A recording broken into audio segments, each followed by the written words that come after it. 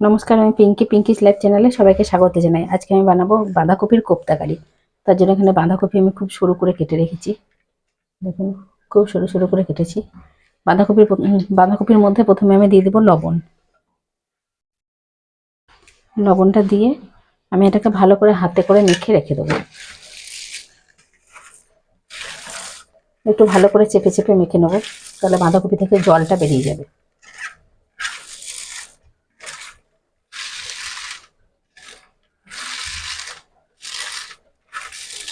এইভাবে চেপে চেপে মাখলে বাঁধাকপিটা খুব নরমও হয়ে যাবে।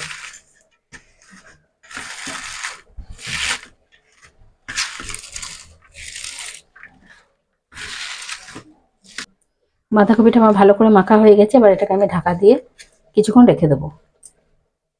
বাঁধাকপিটা আমি ঢাকা দিয়ে 10 মিনিট মতো রেখে দিয়েছিলাম। এবার আমি বাঁধাকপিটাকে চেপে নেব। অনেক জল বেরিয়ে গেছে বাঁধাকপি থেকে।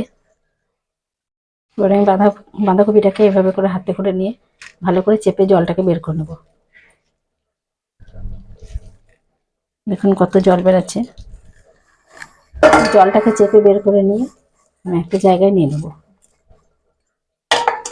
আর বাঁধাকপি থেকে দেখুন কত জল বেরাচ্ছে। সব বাঁধাকপিটাকে আমি একইভাবে চেপে নেব। আর সব জলটা বের করব না, অল্প অল্প জল থাকবে।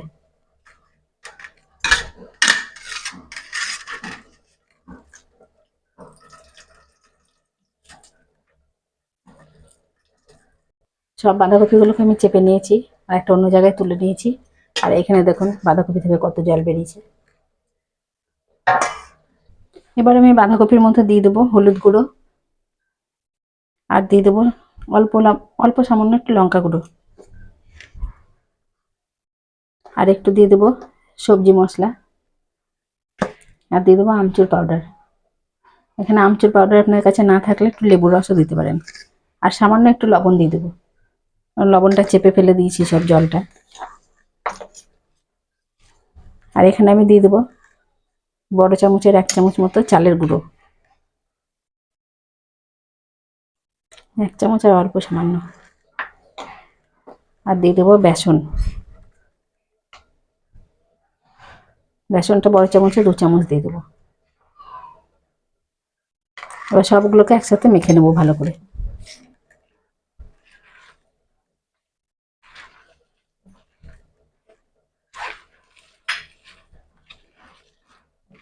এখানে আর জল ব্যবহার করব না, কারণ বাঁধাকপিতে যে জলটা আছে সেই জলটাতেই মাখা হয়ে যাবে এটা।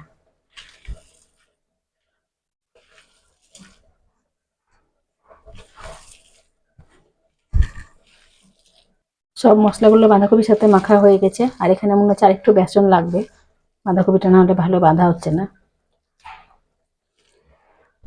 আর 1 চামচ মতো আমি বেসন দিয়ে দেবো, দিয়ে আবারও ভালো করে মেখে নেবো। বাঁধাকপিটা ভালো করে মাখা হয়ে গেছে। এবার কোপ্তার জন্য রেডি হয়ে গেছে। এবার আমি একে একে কোপ্তাগুলো বানিয়ে নেব। আমি এরকম গোল গোল বানাচ্ছি, আপনারা আপনাদের পছন্দ মতো শেপ করে নেবেন। এরকম করে সবগুলোকেই বানিয়ে নেব। আপনারা চাইলে লম্বাও বানাতে পারেন বা চ্যাপটাও করতে পারেন।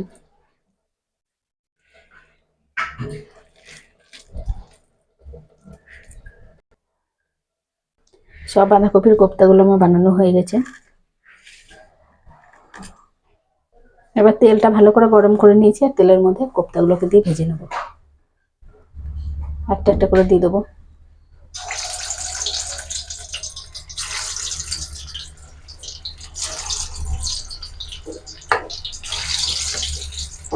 আমি এখন উল্টাবো না।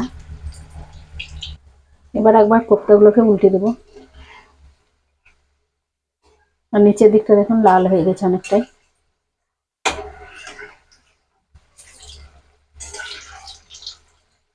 আর কোপ্তাগুলো ভাজার জন্য তেলটাকে ভালো করে গরম করতে হবে, তারপর তেলের মধ্যে কোপ্তাগুলোকে ছাড়তে হবে।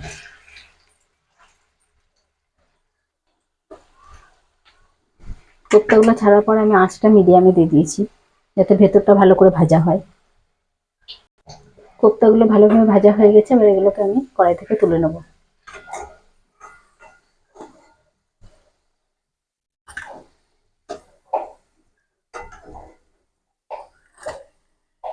কত সুন্দর লাগছে দেখুন দেখতে। বাকিগুলোকেও আমি একইভাবে ভেজে নেব।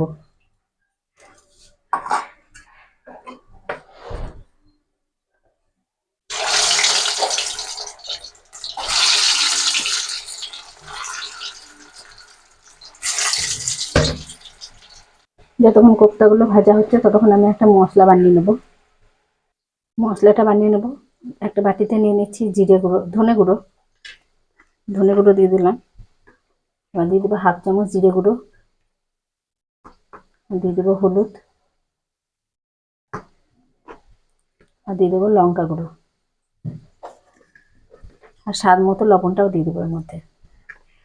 এবার এটাকে আমি জল দিয়ে একটা মশলার পেস্ট বানিয়ে নেব।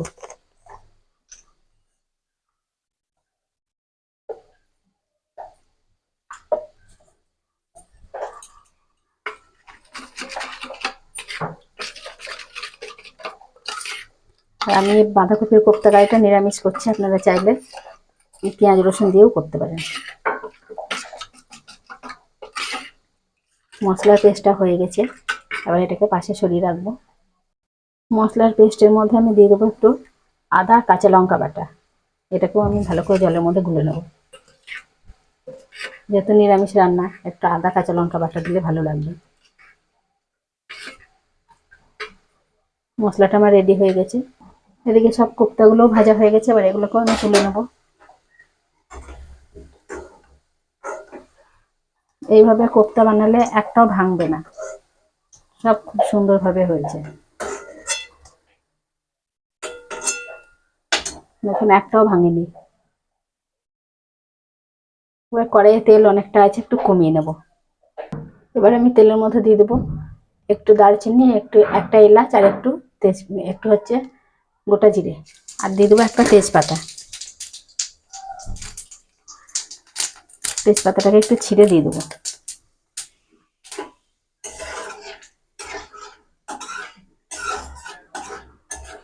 মশলাগুলো একটু ভেজে নেব।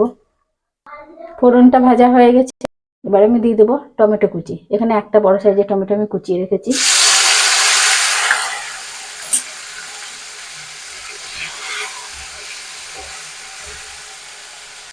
টমেটোর মধ্যে আমি সামান্য লবণ দিয়ে দেবো, লবণ দিলে টমেটোটা ভালোভাবে গলে যাবে।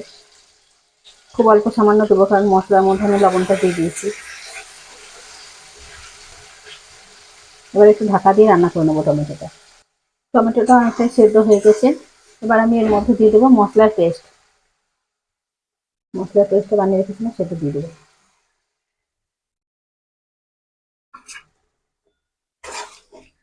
দিয়ে আমি আবারও মশলাটা কষিয়ে নেব। আর দিয়ে দেবো একটা কাঁচা লঙ্কা। কাঁচা লঙ্কাটা আমি আগে থেকে চিড়ে রেখেছি।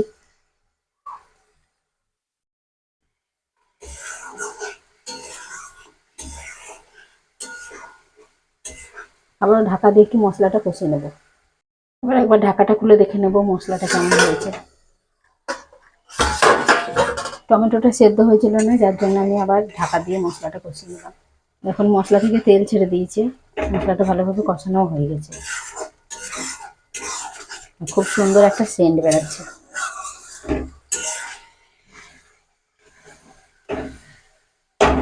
আর 1 মিনিট মতো আমি ঢাকাটা খুলে মশলাটা কষিয়ে নেব। দেখুন দেখতে কত সুন্দর হয়েছে, কালারটাও সুন্দর এসছে, সেন্টও খুব সুন্দর বেরিয়েছে।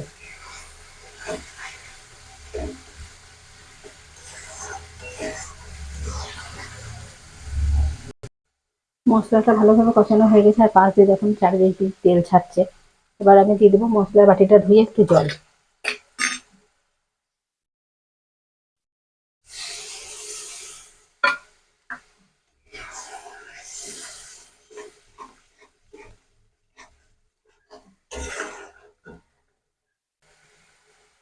ভালোভাবে মশলাটা ফুটে গেছে, এবার আমি এর মধ্যে দিয়ে দেবো কোপ্তা কারির জন্য যতটা কারি রাখবো সেই মাপে জলটা দিয়ে দেবো। আর এতে জলটা একটু বেশি লাগবে, বাঁধাকপির কোপ্তা একটু জল টানবে। খুব একটা ঝোল রাখবো না, আমি গ্রেভির মতো রাখবো, সেই জন্য জলটা অল্পই দিলাম। এবার ঝোলটাকে একটু ফুটিয়ে নেবো।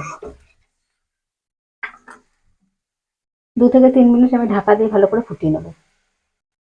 ঝোলটা ভালোভাবে জাল হয়ে গেছে, আর এবার আমি কোপ্তাগুলোকে দিয়ে দেবো।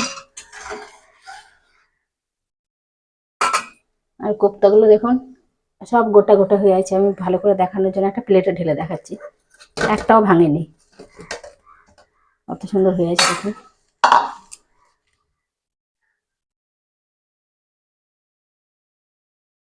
আর সব কোপ্তাগুলো আমি কারির মধ্যে দেবো না, মেয়ে বললো খাবে ভাজা, সেজন্য দুটো রাখবো, বাকিগুলোকে আমি দিয়ে দেবো।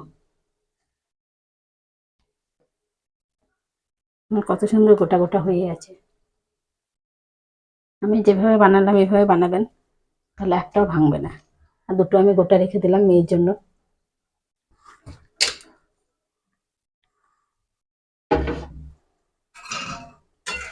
এবার আমি আবারও ঢাকা দিয়ে 2-3 মিনিট মতো জাল দিয়ে নেব।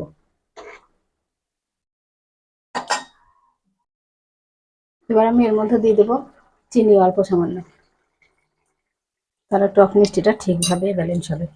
আর দিয়ে দেবো একটু গরম মশলা গুঁড়ো।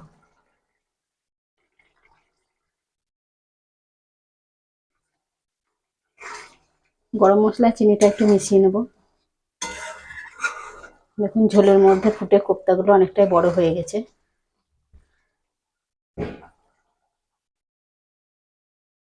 আর 1 মিনিট মতো আমি জাল দিয়ে দেবো, গরম মশলাটা দিয়েছি যেহেতু, দিয়ে নামিয়ে নেব। বাঁধাকপির কোপ্তা কারিটা আমার রেডি হয়ে গেছে। আর এবার আমি আঁচটা বন্ধ করে দেবো।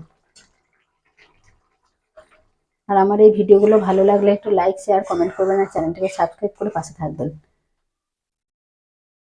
আর যদি এটা ফেসবুক থেকে দেখেন তাহলে একটু চ্যানেলটাকে ফলো করে নেবেন। আমি এবার একটা বাটিতে তুলে দেখাচ্ছি। আমি একটা বাটি নিয়ে নিয়েছি, আর বাটির মধ্যে এবার তুলে দেখাচ্ছি। দেখুন একটাও ভাঙেনি, সব গোটা গোটা হয়েই আছে। আর দেখতেও কত সুন্দর লাগছে।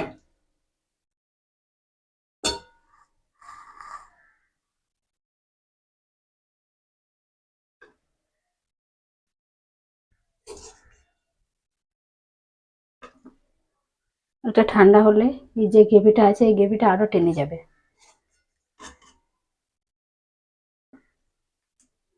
আর এটা গরম ভাতের সাথে খেতে খুব দারুণ লাগে।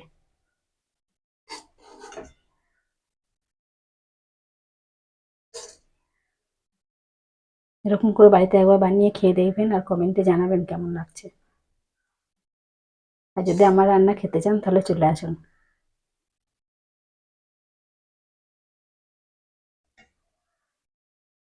কত সুন্দর লাগছে দেখুন দেখতে। এটা দেখতে যেমন সুন্দর লাগছে, এটা খেতেও সেরকম সুন্দর লাগে।